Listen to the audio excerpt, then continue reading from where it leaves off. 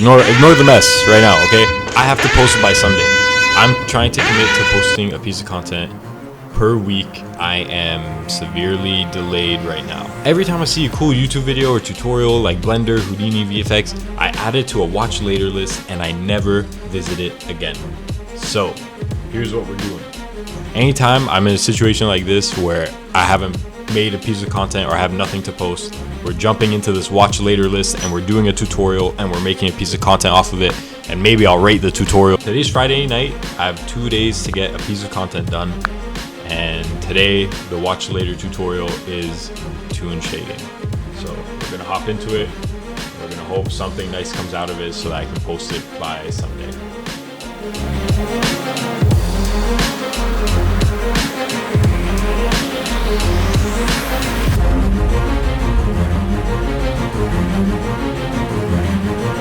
Okay, so good news, the animation's done and it looks really good and I'm happy with it. The bad news is it's Sunday of the following week.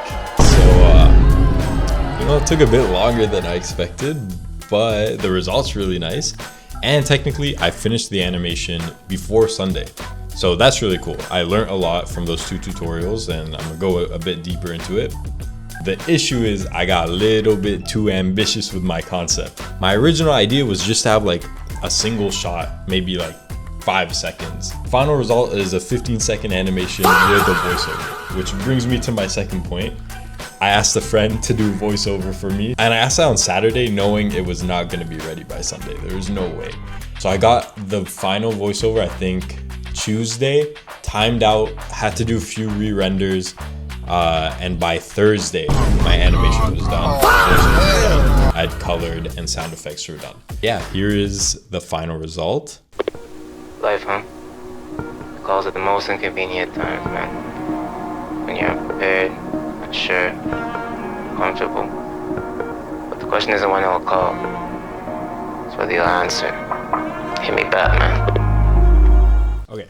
So the first tutorial I watched was called How to Make an Anime Cell Shader in 2 Minutes in Blender by, I don't know if I'm pronouncing this right, but Yisin Cinema.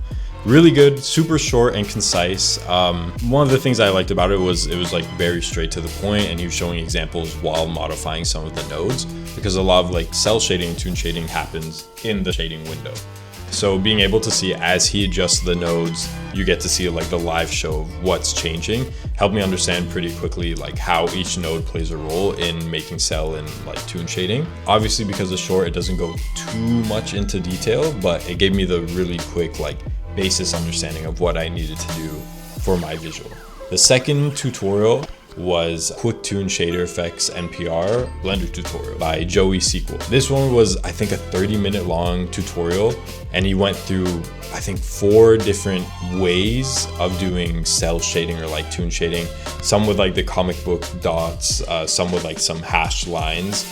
So you got like a lot of different variations of how you can approach this and just different results that you can get.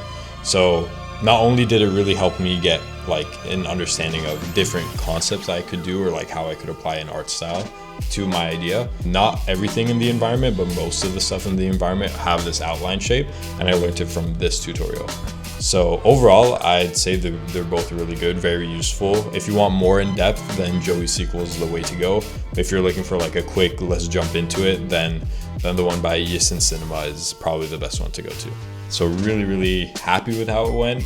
Disappointed that I didn't meet my deadline, but you learn from it, and hopefully I'll be doing this a bit more. I like the format. It's very casual, it's very chill, and I get to make content out of it, which is the goal at the end of the day. So gonna keep doing this, and hopefully you guys come along for the ride.